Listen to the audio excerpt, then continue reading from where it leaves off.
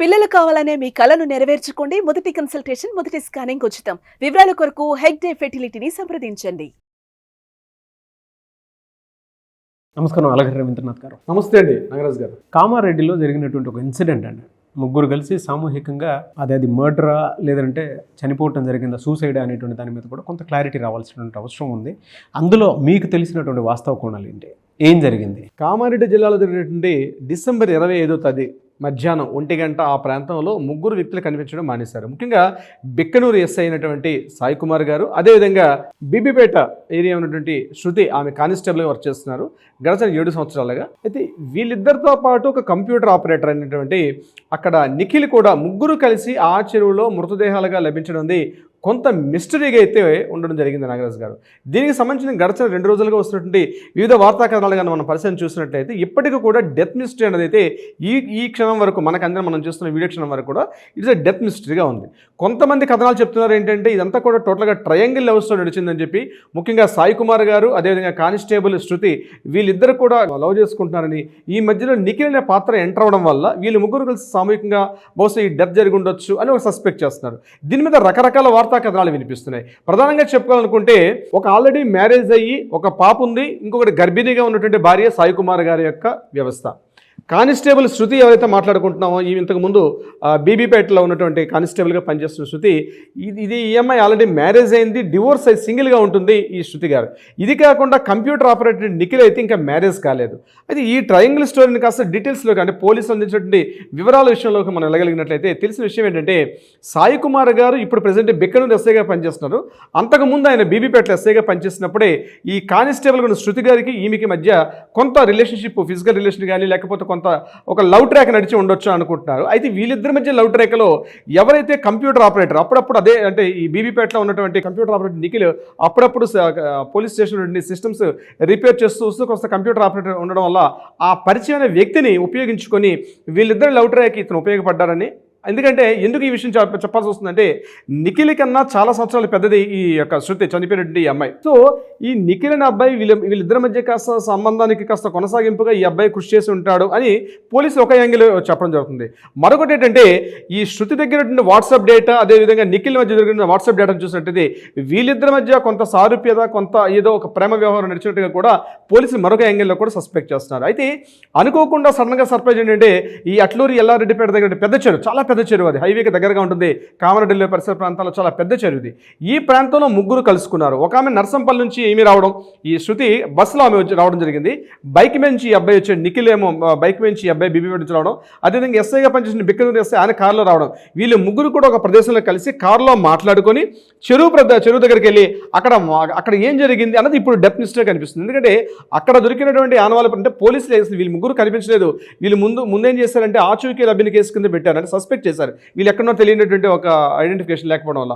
తర్వాత వీళ్ళు mobile tracking చేసినప్పుడు ఆ చెరువు దగ్గర ముగ్గురు యొక్క మొబైల్ ట్రాకింగ్ ఇన్ఫర్మేషన్ తెలిసిన తర్వాత అంటే అక్కడికి వెళ్ళి పరిశీలించినప్పటికీ అక్కడ చెప్పులు దొరికాయి, అదేవిధంగా ఈ యొక్క ఒక మొబైల్ దొరికింది. అక్కడ నిఖిల్ తాలూకా మొబైల్ దొరకడం, మిగిలిన ఈ అమ్మాయి తాలూకా చెప్పులు మిగిలిన దొరికాయి. ఈ అబ్బాయి సాయి కుమార్ సంబంధించి ఎటువంటి ఇన్ఫర్మేషన్ కూడా మనకు దొరకలేదు. తర్వాత ఇమీడియట్గా అక్కడ గజయితగాళ్ళందరినీ పిలిచి అక్కడ ఎంక్వైరీ చేసినప్పటికీ 9:30-10 ఆ ప్రాంతంలో ముందుగా 2 మృతదేహాలు దొరికాయి. ఒకటి శృతి మృతదేహం, అదేవిధంగా ఆ అబ్బాయి నిఖిల్ దొరికింది. చాలాసేపటికి అంటే ఎర్లీ మార్నింగ్ 8:30 ఆ టైంలో ఈ సాయి కుమార్ గారి యొక్క మృతదేహం దొరికింది. అయితే నిన్న మనకు అందించిన ఇన్ఫర్మేషన్ ప్రకారం, పోలీసులు ఇచ్చినటువంటి మనకు అందిన వివరాల ప్రకారం ఏంటంటే, ముగ్గురు శరీరం మీద ఎటువంటి గాయాలు లేవు కాబట్టి బహుశా 4th పర్సన్ ఉండే అవకాశం లేదు, లేదా ఒకరికొకరు ఏమైనా గట్టిగా కొట్లాడుకోవడం మాట్లాడుకునే విషయం అంటే గాయాలు లేవు కాబట్టి ఆ రకమైనటువంటి ఒకరికొకరు తోసుకోవడం కానీ అట్లాంటిది ఏమీ లేదని చెప్పి పోలీసులు కొంత వివరణ జరుగుతుంది. అయితే అసలు విషయం ఏం జరిగి ఉంటుంది, ఎందుకు ఈ ముగ్గురు ఇక్కడ ఈ ప్లేస్కి ఎందుకు వచ్చారు, అసలు ముగ్గురు యొక్క పర్సనల్ విషయాలు ఏం జరుగుతున్న విషయం మీద పోలీసులు మరికొంత కూలంకషంగా వివరించే ప్రయత్నం కూడా చేస్తున్నారు. అయితే ఇక్కడ సాయి కుమార్ గారి యొక్క ఫోన్ మొబైల్ డేటాను చూసినట్లయితే అక్కడ ఆల్రెడీ ఒకటి తడిచిపోయి ఉన్నటువంటి ఒక ఫోన్ దొరికింది. అది కంప్లీట్గా ఫోన్ పనిచేయని పరిస్థితిలో ఒక ఫోన్ ఉంది.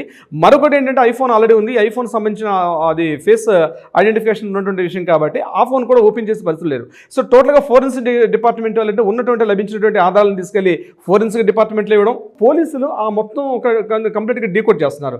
అందులో ఉన్నటువంటి డేటా ఎవరిది, డేటా అసలు ఏం మాట్లాడుకున్నారు, ఈ చనిపోయినటువంటి కొన్ని గంటల ముందు ఈ డిస్కషన్ ఏం జరుగుతుందనే విషయం మీద పోలీసు పూర్తిగా సంపూర్ణంగా విచారణ చేసే ప్రయత్నం చేస్తున్నారు దీనికి సంబంధించి. అయితే ఏదేమైనప్పటికీ కూడా అసలు చెప్పడం ఏంటంటే సాయి కుమార్కి అదేవిధంగా శృతి అనేటువంటి ఆల్రెడీ డివోర్స్ తీసుకొని సింగిల్గా ఉన్నటువంటి వీళ్ళిద్దరి మధ్య ఒక సన్నిహిత సంబంధ బాంధవ్యం ఉన్నట్టుగా మాత్రం కొంతవరకు కన్ఫర్మేషన్ చేశారు పోలీసులు. అయితే ఒకటి మెయిన్ ఏంటంటే ఇది పర్సనల్ విషయం ఓన్లీ, అంటే వాళ్ళ ట్రయాంగిల్ లవ్ స్టోరీకి నిఖిల్ వచ్చాడు కాబట్టి ముందుగా ఎవరైనా చెరువులో దూకుతుంటే ఆత్మహత్య ప్రయత్నం చేస్తే మిగిలిన ఇద్దరు రక్షించడానికి వెళ్ళి అట్లా వచ్చేసారా, లేకపోతే ఎప్పుడైతే మిగిలిన విషయాలు కొన్ని బయటకు వచ్చాయో మిగిలిన ఇద్దరిని తోసేసి తను ఉండడం వల్ల మిగిలిన విషయాలు బయటకు వస్తున్న ఉద్దేశంతో తను కూడా కావాలని ఎవరైనా సూసైడ్ చేసుకున్నారా, అంటే ముగ్గురు ఒకేసారి చెరువులోకి వెళ్ళి మృతదేహాలుగా తేలడం అంటే అలా ఉండడానికి అసలు సస్పెక్ట్ చేస్తున్నారు.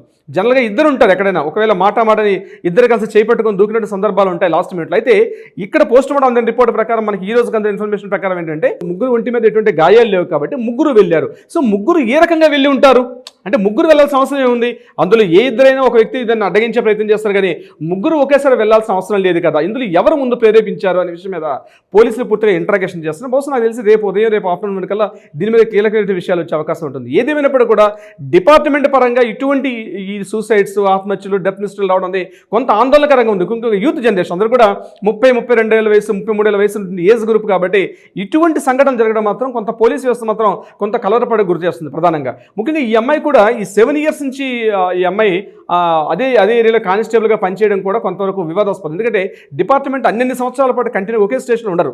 సో ఇక్కడ ఏం జరుగుతుందనే విషయం మీద కూడా చేస్తున్నారు. మెదక్ జిల్లా ఉన్నటువంటి కొచ్చారం ప్రాంతం చెందినటువంటి సాయి కుమార్ గారు, ఈయన యాక్చువల్లీ మెదక్ జిల్లా, వీళ్ళ బాబాయ్ కంప్లీట్గా లక్ష్మీనారాయణ అని చెప్పి అతను పోలీస్ డిపార్ట్మెంట్లో ఒక మంచి సేవా పథకం అందుకునే వ్యక్తి.